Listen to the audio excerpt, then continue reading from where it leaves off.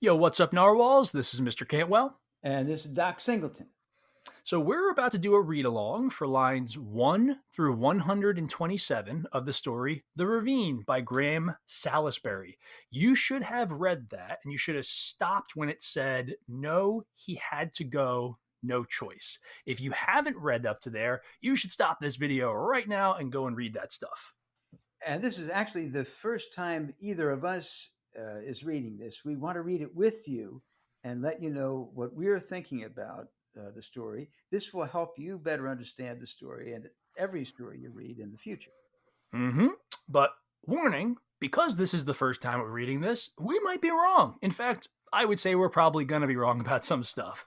Sometimes even the best predictions or analysis, they're wrong. Even when you support them with evidence and good reasoning, sometimes you're wrong when you're making a big bold prediction. It's okay to be wrong as long as you are backing it up with good reasons and good evidence from the text. Also, we're going to try to keep this as quick as possible because we know it can be tough to pay attention sometimes. So we're going to keep this to at most 10 minutes. And remember, we're going to be reading and reacting to this for the first time, like as if we're reading it the first time, just like you read it for the first time. Which leads us to the beginning of the story. And I noticed when I opened up the textbook page that there is a picture of a kid standing at the edge of a cliff with his toes on the edge, possibly about to jump off. I also noticed that in the textbook, the theme of the unit is fear, and this does look like a pretty scary situation. So it seems like this is going to be an intense, scary story. In case you didn't know, a ravine is a narrow valley that's been carved out by moving water. The story starts with a group of 15-year-olds, Vinny, Joe Boy, Mo, and Starlene. Vinny seems to be the main character or protagonist.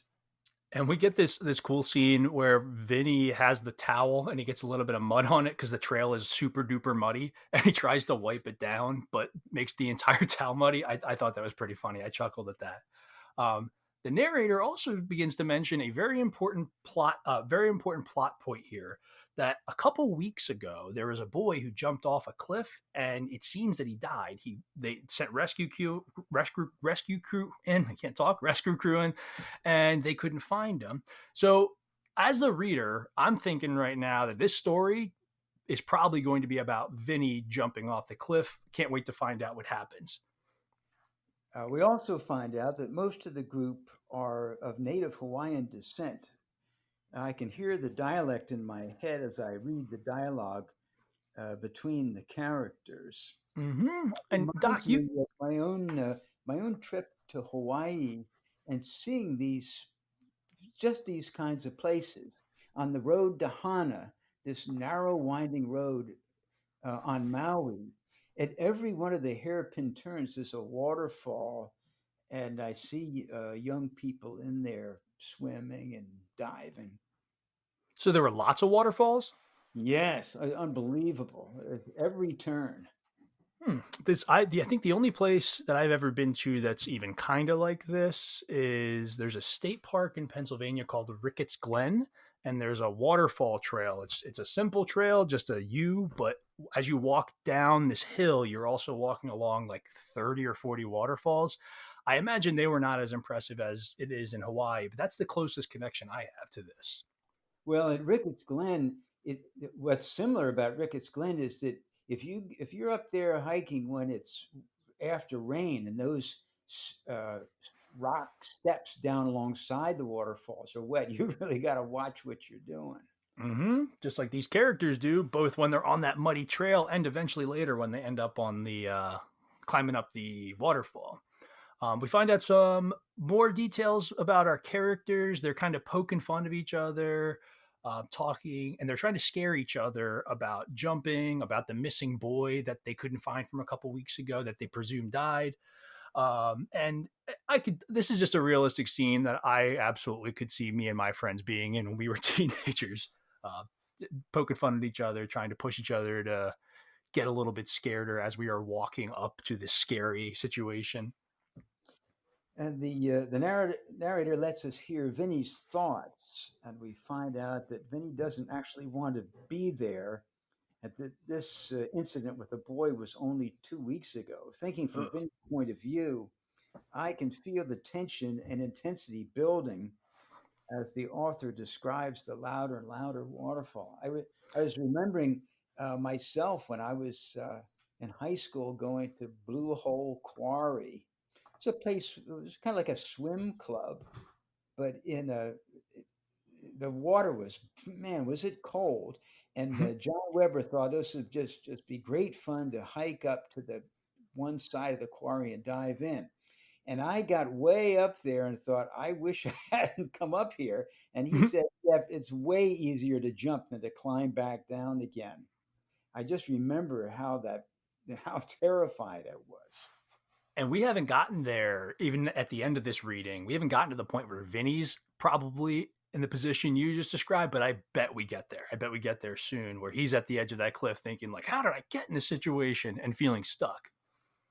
Um, so I at this point had stopped and thought, okay, so where's this story going? What little ideas is the author leaving all over the place to kind of build towards something? And I do think the main conflict of this story is going to be, will Vinny jump or not? I think that that's what we're building towards. So they continue to try to scare each other, and then there's this thing about how maybe the boy that they presume is dead was taken by a forest goddess. It's some, I guess it's some kind of Hawaiian folklore or something like that. They get to the water, and it really does sound like a beautiful scene. There's a waterfall crashing into the water. Starlene jumps in, and she immediately swims over to the other side, and she climbs up the wall like a spider, and the rest of the boys also follow. 15 feet drop above the water. That's not too bad. That's like the high dive at the swimming pool, but that's just the warm up. There's a 50 Mm-hmm. foot jump, and that's about the width of a basketball court. And we also find out that that's where the missing boy had jumped from. That's frightening. Mm-hmm. And then there's this scene where Vinny remembers conflicting pieces of advice that he got from his parents. He really is in a tough spot. His mom, after the incident with the boy, said, "Don't go back there. It's dangerous. Oh, and by the way, it might be haunted," which I thought was a little bit funny. So did his dad.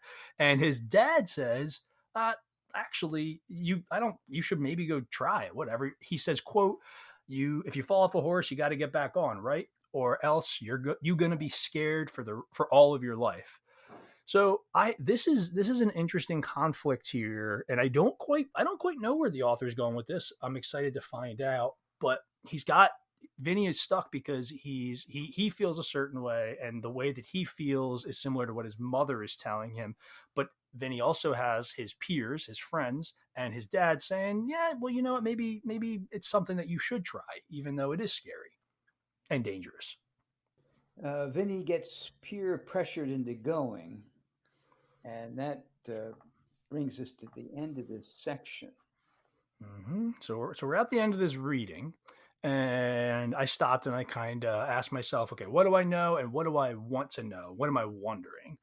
And I'm wondering like how scared the other kids are. I think about situations like this that I've been in where you're in a group of kids and you're doing something unfamiliar, maybe something you're not supposed to be doing, or you're uncertain that you're supposed to be doing. When there's one person that speaks up in a group like that, it's usually it's usually that there are other people in the group that feel the same way, even though they're afraid to speak up. So that's one thing I'm wondering. Are the other three kids just like totally ready to jump from this 50-foot high jump, or do they feel similarly to Vinny? I'm wondering about this. I'm wondering about this too. My father was a paratrooper in World War II. He had some parachute jumps, but he described the experience as terrifying, jumping out of an airplane. And I can't. The feeling of jumping off the edge of a cliff is such an unpleasant feeling. I can't imagine anybody likes that feeling. I wonder if the other kids like it. I can remember going swimming with the teenage girls, and when I was a teenager and wanting very much to impress them, I was thinking about the pressure of that. And so we like it's I would say a credit to this story and this author is that we are at this point halfway through the story, and we both have made connections to what Vinny has felt. And I don't know about you, Doc, but I actually feel tension for Vinny because I know he's about to face the situation, and I'm pumped to read on and see what happens. I absolutely feel tension. As soon as they started talking about waterfalls and cliffs and swimming, and oh my, Hmm. and the Yeah, yeah, fact that yeah. a guy jumped in and is dead in the water somewhere doesn't help. Yeah, yeah, yeah. Well, we will see what happens. So, you guys should end this video and then go read from lines 129 to the end of the story, and then check back in with us for the second read along. Doc, me and you got to go read this now. Yeah, all right. All right, we'll see you.